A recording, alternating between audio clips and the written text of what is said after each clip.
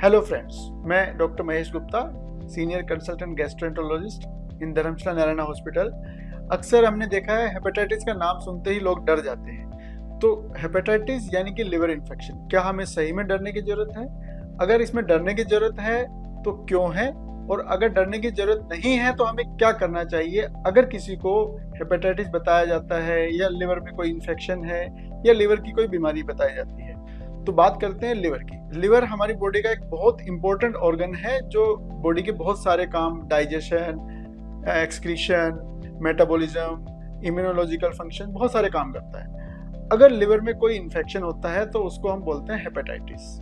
Okay, और hepatitis का एक टाइप होता है वायरल हेपेटाइटिस। कुछ लिवर इन्फेक्शन होते हैं जो मेडिसिन की वजह से हो जाते हैं, साइड इफेक्ट की वजह से, कुछ अल्कोहल की वजह से हो सकता है, या कोई वायरल इन्फेक्शन हो जाए, या किसी और वजह से अगर लिवर में कोई भी डैमेज आता है, इन्फेक्शन होता है, तो उसको हम बोलते हैं हेपेटाइटिस। तो एक मेजर कारण हेपेटाइटिस का है वायरल हेपेटाइटिस, यानी कि वायरल इन्फेक्शन की वजह से हेपेटाइटिस होना।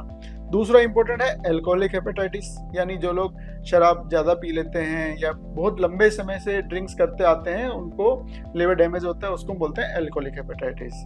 तीसरा इंपॉर्टेंट है Nash. Nash mean non alcoholic steatohepatitis. Liver में इन्फेक्शन नहीं है, ना ही अल्कोहल है, but this is non alcoholic, यानी कि अल्कोहल नहीं लेते हैं, फिर भी अल्कोहल के जैसा ही लिवर में डैमेज है जो कि एक्स्ट्रा फैट होने की वजह से है। तो ये सारे, इसके अलावा और भी कई तरीके हैं, ये सारे जो भी हैं ये लिवर को अल्टीमेटली डैमेज करते हैं। सबसे पहले हम लेते हैं वायरल हेपेटाइटिस को। वायरल हेपेटाइटिस मेनली ए, बी, सी और ई 4 प्रकार के होते हैं। इनमें से बी और सी जो है वो थोड़े खतरनाक होते हैं, क्योंकि ये जो वायरस है ये लिवर से जाते नहीं है और लिवर को धीरे धीरे डैमेज करते हैं, और ultimately this lead to chronic hepatitis, यानी कि ऐसा हेपेटाइटिस जो बहुत लंबे समय तक बना रहता है, उसको हम बोलते हैं क्रोनिक हेपेटाइटिस।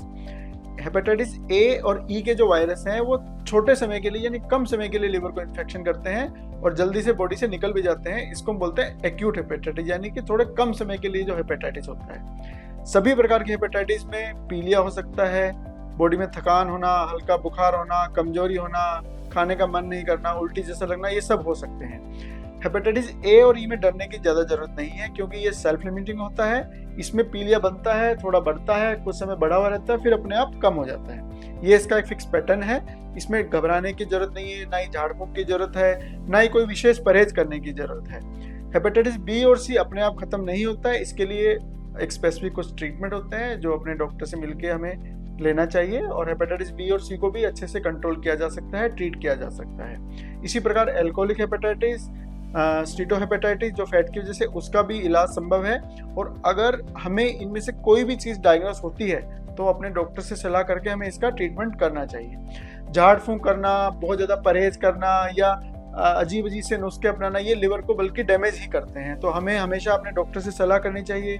अच्छा खान पान, normal good very healthy good diet, this is very important for liver. अगर अपने लिवर को ठीक रखना चाहते हैं या खराबी की स्थिति में ठीक करना चाहते हैं, दोनों ही स्थिति में बहुत अच्छी हेल्दी डाइट अगर हम लेते हैं तो हमारा हेपेटाइटिस भी ठीक हो जाता है, हमारा लिवर भी स्वस्थ रहता है, और हमारा पूरा इम्यून सिस्टम, पूरा बॉडी अच्छे से स्वस्थ रहता है। तो आगे से हमें अगर कोई भी प्रकार का हेपेटाइटिस डायग्नोस होता है तो अपने डॉक्टर से मिलना चाहिए, और घबराने के बजाय उसका प्रॉपर तरीके से एक इलाज कराना चाहिए, ताकि वो समय पर ठीक हो जाए और हमारा लिवर और शरीर हेल्दी बना रहे। धन्यवाद।